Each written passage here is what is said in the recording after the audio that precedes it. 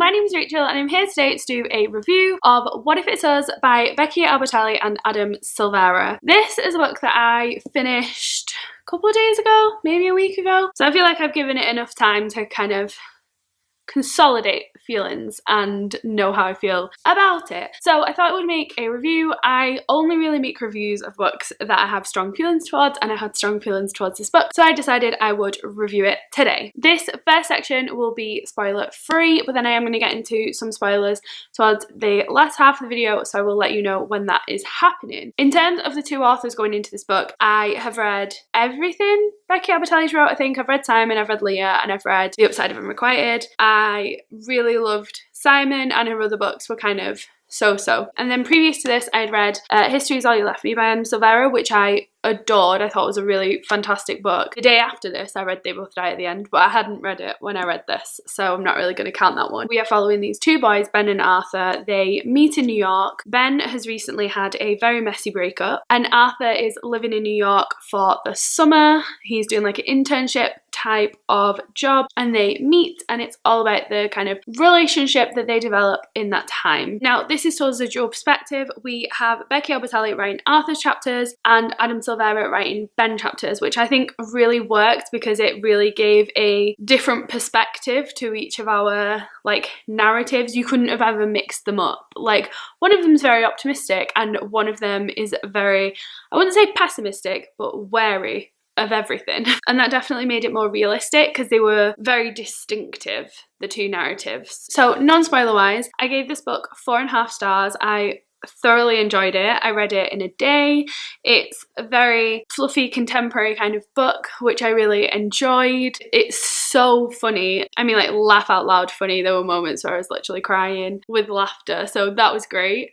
And I would highly recommend this book if you haven't read it. It's really great. If you haven't picked up anything by Becky Albertalli or Adam Silvera, like, you should do. But this is also a great place to start, maybe, for both of those authors, if you want to try and like get two in one. And I'm going to move on to spoilers because that's really all I have to say. It was really good. You should pick it up. So yeah, I'm going to talk about spoilers now. So if you don't want to be spoiled, please vacate the video. Okay, so talking about spoilers, I'm going to talk about the things that I really enjoyed in this book first. Number one, I really the thing that made me laugh the most in this book was Ben's best friend Dylan, and he's a very funny character anyway, but it was every time that he assigned a name to Ben, he started calling him like Bennis the Menace and Ben 10 and all of these just random names that for some reason every time he used one of them I was just like dying with laughter, and I don't really know why. I feel like it's not as funny when I say it, but it's funny when you read it. So he was a great character.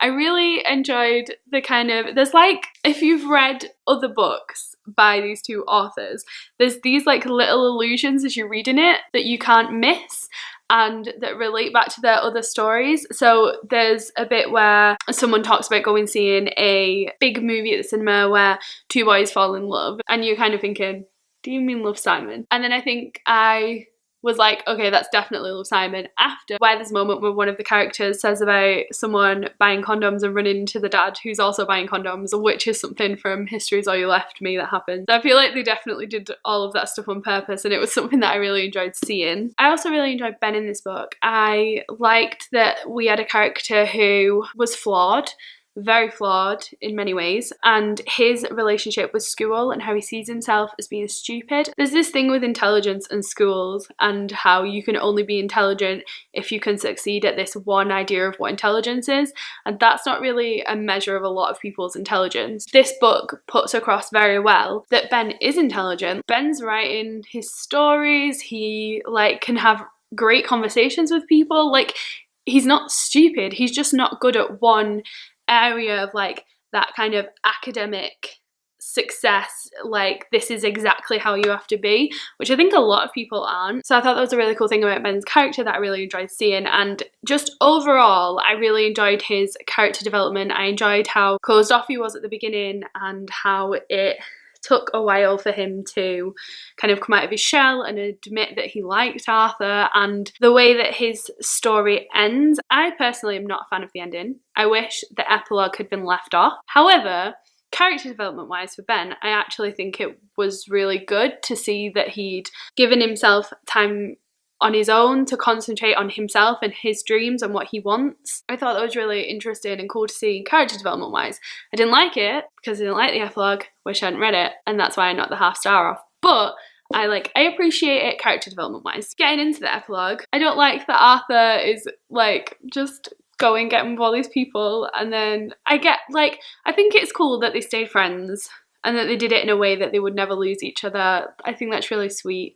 But at the same time, yeah, I just wanted them to be together, and it made me kind of sad. So that's how I feel right now. Another thing that I wanted to mention is that there is a homophobic incident in this book that the two characters have to deal with. And I found that very affecting and tremendously realistic. And so I want to give props to this for being able to do that in such a way. I was reading it, and the more I was reading it, the more I was relating it back to, like, me and my girlfriend basically had the exact experience that they have in this book. And as I was reading it, I was thinking, like, Jesus Christ, this is like not word for word, but like feeling for feeling, moment for moment, this is exactly it. And even the reaction at the end was exactly the same.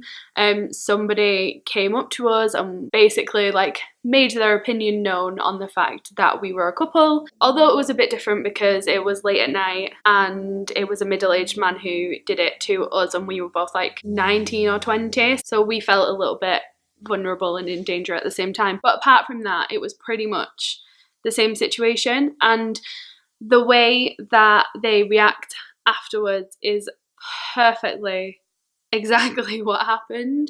Like, my girlfriend burst into tears, she was so upset. I tried to comfort her and tried to be like, that guy's a dick, just fucking ignore it.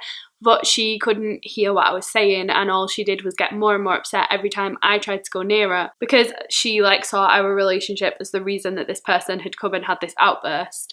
And so she didn't want me to console her because she just wanted to kind of not be with me in that moment, because she didn't want to like stick out or to have it happen again. And that was a really horrible feeling to have. I can't say I dealt with it very well. I got so drunk I blacked out that night. But Ben deals with it better. The point that I wanted to make is that that is a really realistic scene in this book, and just for anybody who maybe reads this book and isn't in a same-sex relationship or hasn't had a situation like that, like, that is pretty much exactly, moment for moment, feeling for feeling, exactly what it feels like to be treated in that way. So it was really nice to see that on paper. I can't really explain why it's good to see it on paper, why it's good to read it. I don't know why that is, but it makes you feel like you're not the only person who goes through shit like that, and that it does happen to more people, and that it is just a shit thing that happens in life and all that sort of stuff. Maybe that's a bit of a depressing end to the review, but I just wanted to mention how realistic that was. That is the end of my review for What If It's Us. I really, really enjoyed this book, and I literally finished it and wanted to pick it up and reread it again. I really love this story so much, and it's definitely one I think I will return to. I'm going to try and at least leave it a little while, but I already want to reread it. So yeah, this was fantastic. I gave it 4.5 stars out of 5. Would highly recommend it if you haven't picked it up already. Thank you very much for watching. If you have read this book, please let me know what you thought of it down below. If you agreed with what I thought, if you didn't like it, I'd be very interested to know, and I will see you in my next video. Bye!